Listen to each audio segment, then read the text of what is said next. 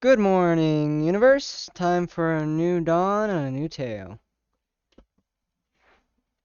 Today we are going into a new series. Well, this episode, I should say.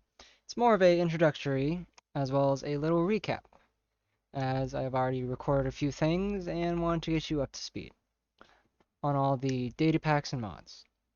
I'll keep this short and simple, so here's what we got.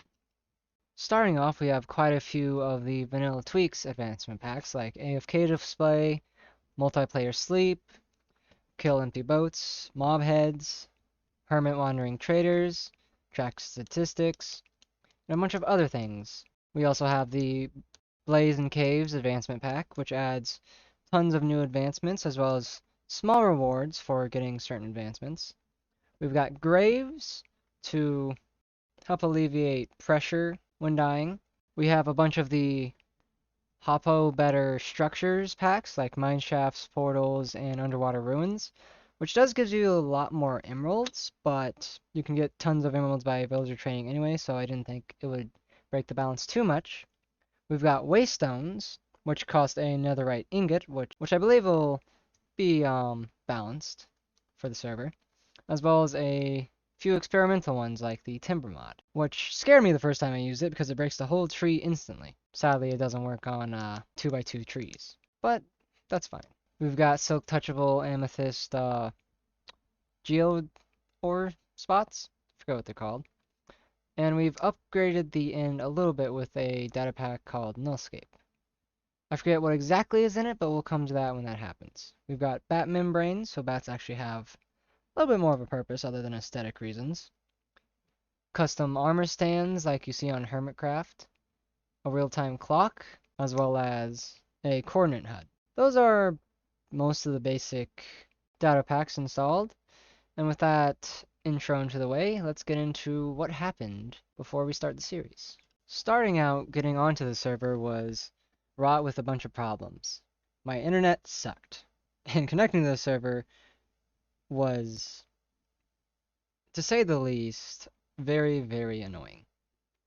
Eventually, we were able to get a stable connection, and the internet calmed down a bit, and we started the world as every Minecrafter does, punching a tree. We eventually went on a little bit of mining trips, made a communal starting area, and my friends started to build a house while I went to mine a bit and tried to kill them with dripstone a few times, failing miserably. With that being said, I decided to keep on mining and stumbled upon an ancient city.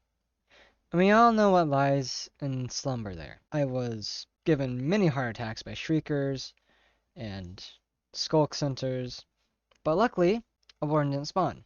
I don't know how it didn't, because I must have set off at least like 10 shriekers while down there.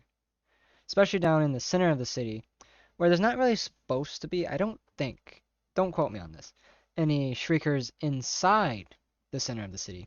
But there was. There was. And you have to set off a skulk sensor to get in there, which is kind of counterintuitive when there's a shrieker there.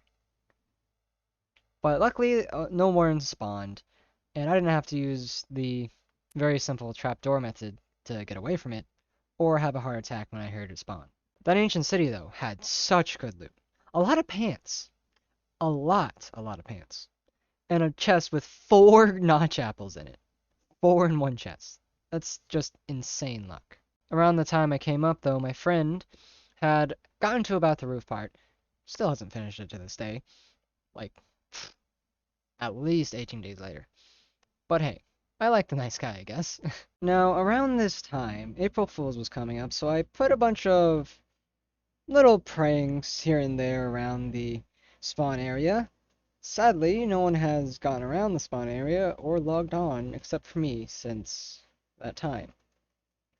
It has been 3 weeks almost already, and none of my pranks have been triggered.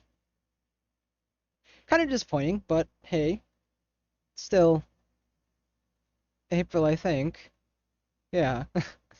So here's hoping. Especially when I open the floodgates to the server after I send this video out.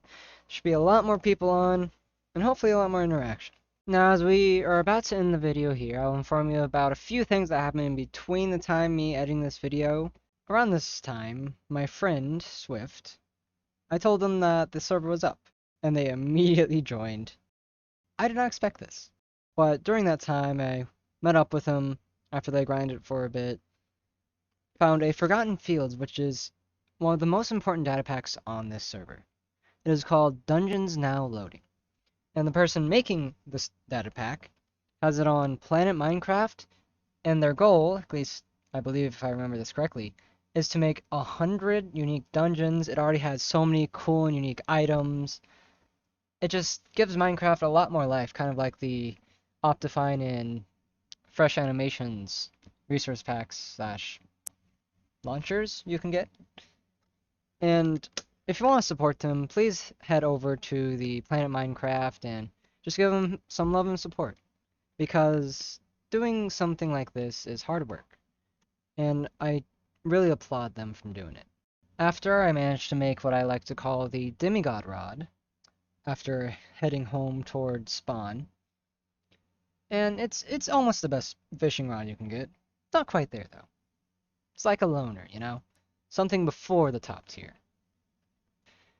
I eventually I eventually made a mob farm, did a little bit more mining, and made a small villager breeder. Because as we all know, it is very OP, especially in 1.19. And that about concludes it up.